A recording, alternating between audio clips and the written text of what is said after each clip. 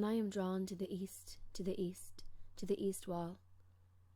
And I am in no way old enough, or wise enough, or even interesting enough to be one to write a memoir at all.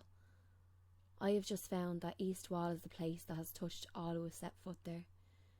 Whether laying down your hat for a night, or a few years, or a lifetime, there is something about the stories in the streets of the east, the east, the east wall. A village that manages to be the north inner city and the seaside at the same time. A tiny town surrounded by water, caught between Annaliffey, the Tolka and the sea. It's ever changing, but somehow the exact same as when O'Casey wrote about it over 100 years ago. And like O'Casey, I am drawn to the east, because like O'Casey, my childhood soul flourished there. A place of grushies, ghost stories and gickenas. A grushie after a wedding in the church was nearly more exciting than the wedding itself.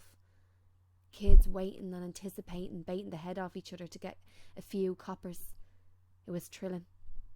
They'd be killings as you tried filling your pockets with a few shillings, so you could go down to Lillian's for a few sweets. It'd be a feast of treats full of numbers, between tenpenny bags of jellies, or a chomp bar, Taz bar, Ride a Rover bar, blackjack fruit salad or bruiser bar, or a dam bar, or a wham bar. And if you were lucky enough, some left over for a little bottle of cadet. The nip bag feast of the east, finished with a cigarette. Chocolate, of course, and we'd eat the paper and all in the east, the east, the east wall. And underneath our feet, under the concrete, are the ghosts of East Wall past. And like any borough in our city, there are plenty of ghost stories passed down generation to generation. Stories of nuns from beyond the grave, or headless horsemen, or banshees. And East Wall either had a terrible banshee problem, or a terrible people dropping their black combs problem. Don't get me started on the fear in me heart at seeing a black comb on Church Road once. And no amount of truth, dare, double dare, kiss, promise or command would make me climb over the wall into the nun's garden, or run around the church 3 times. 3 times one way you'd see the Virgin Mary, 3 times the other the devil himself would appear, and I could never for the life of me remember which one was which. And honestly, I was just as terrified to see the Holy Mary, Mother of God, as I was the dreaded beast, and so I wouldn't dare go near that church in the east, And the gickenas, the inner city nits. The snobs would call them scangers, because for 2 months of the year they'd be launching fireworks and bangers around the place. The gickenas took Halloween very seriously. These lads would spend months collecting for pallets and tyres to burn in true sound fashion on Halloween fires. And if the sheriffs got their hands on the stash, there'd be murder. The age-old rivalry between East Wallers and sheriffers has been going on since our nannies and granddads were chisellers. Any mischief was always blamed on each other, and I remember it resulting in a stone war more than a couple of times. A stone war consisted of sheriffers and East Wallers throwing stones at each other, usually until someone had their head split open. Such was the importance of a Halloween collection. Like I said, Hallows Eve is not a tradition that we take lightly here.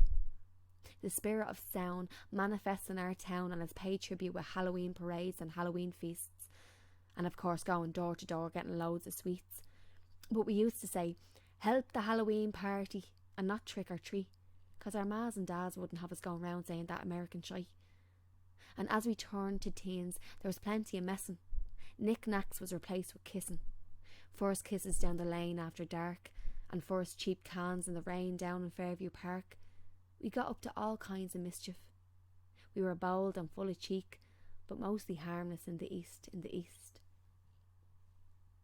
But not everyone was harmless. And to the east, the women of our community took to the streets to try and defeat a new kind of epidemic. Golden Brown had come to our town. The heroin epidemic of the 90s ravaged and devastated the north in our city. But for us, the East Wall mas and grannies were our saviours. There was no one braver, and they dealt with this antisocial behaviour head on. Their shouts and roars echo around my mind still. What do we want? Push ours out. When do we want it? Now. The strength and fierceness of these women is forever ingrained in my psyche, pulling pushers from their hiding places and sending them on their way, their voices booming, their fury unleashed. pushers, ow, ow, ow, to the east, to the east. But most of my childhood memories are not as dramatic, just erratic flashes that pop up at random times. Memories of a concrete jungle, or more like a little concrete forest. A haven of cement that'd drive you demented with the amount of dog shite that seemed to be bleeding everywhere. But we were never short of anything to do. There was youth clubs and Tom's Club and summer project and after school project and dance mania and teen discos and Relivio and Red Rover, I call your ma over, and kiss chasing and football on small roads, or if there was only two years, then a game of pats, or curbs as they called it in the suburbs. There were plays with the peg group and the Christmas pantomime every year in the old community centre, a bleak brutalist building that I don't mean to mock. It had its charm, just like our newer version, lovely called the Cheese Block.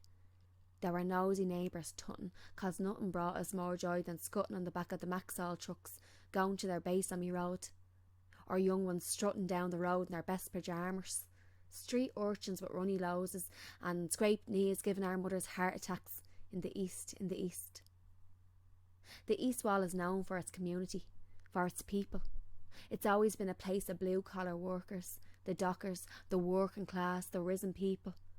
People who fought for what they believed in, and some who died for it too. To the east, a plaque to East Waller Jack Nolte reads, Republican, Socialist and Trade Unionist. And this is the spirit that breathes here. And O'Casey immortalised East Wallers in his work. We've all known plenty of Flute or Goods, Mrs. Gogans, young Coveys and Uncle Peters in our time. O'Casey captures that quick wit that always hits with every interaction. We've always been surrounded by people who felt like larger-than-life characters. As a kid walking past Tony's gaff in Church Road, as he was kitted out in his Liverpool gear and asking if you liked Elvis, it was just a normal day in East Wall. To the east, every kid in December is buzzing to go collect the meats with their ma at a chance to see the absolute treat that is Paddy's shop window. Paddy the Butcher's window display at Christmas is legendary at this stage. And there was no better Santy either. Kids in the east would go to the butcher's to sit on Santy's knee and promise to be good that year. And the other Paddy back in the day was Paddy May, a cobbler who would say hello to anyone who would shout "Hey" into his workshop. He brightened up anyone's day. A fixture of East Wall. Things did feel a bit more grey when he left us. And the Andrew Chetties, a fixture in East Wall for many years, where you went to get your bag of chips after a few beers down the Wharf Tavern. Every week after swimming at Sean McDermotry, Sammy's minibus would drop us right outside the chipper. You'd be drooling with the smell of vinegar. The 53 was the place to be to get the gossip and hear about the local history of our great community. The local songwriter Joe O'Grady put it so succinctly when he wrote, "Now if you're leg weary and near Eden Key, don't worry or hurry, take the L53. And Jesus, you wouldn't want to be hurrying. A bus that ran on its own timetable that it didn't share with anyone. You'd be waiting hours for it, and sure sometimes it never even came. But when you were lucky enough to catch it, it was like a local reunion, talking about all the goings on, from funerals to communions. And to the east, the East Wall, no matter the season, you could get a 99 or a screwball from Mr. Chico's ice cream van, always blaring the Match of the Day theme tune for some reason. But Mr. Chico wasn't the only one speeding around the East Wall streets. Growing up in the 80s and 90s, no one was at ease because joyriding meant there was no peace for people, with a load of young fellas driving full speed in stolen cars around the area. People giving out and shouting about the absolute louts, leaving burnt out cars about the place. It's an absolute disgrace, Joe. To the east, the East Wall has always had a very distinct smell, and burnt out vehicles was at least a part of it. There seemed to always be something burning somewhere, round the Leia, or the wasteland at the end of the Shelmalier Road, or coal printers, mixed with the smell of the sea air, the Tolkien when the river was too low, and seagulls, and pigeons, and metal, and concrete, and broken glass, and the smell of the old diesel locomotive trains doing the Tara Mines route, and carbolic soap, and Jay's fluid. But I love it. I love that smell, whatever it is. It's home. It's peace in the east, and East Wall will never cease to amaze me. The spirit of the people here makes me believe in generosity and hope and the inherent kindness of people, and it can't be beat. It's changing all the time, 'cause Dublin keeps on changing and nothing seems the same.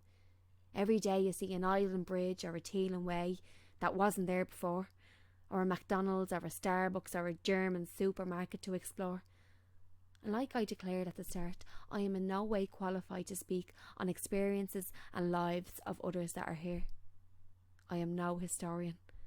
This is just a pure nostalgic outburst on my part, an indulgent tale of where I had my start, and where my heart and soul lives even when I'm apart from here.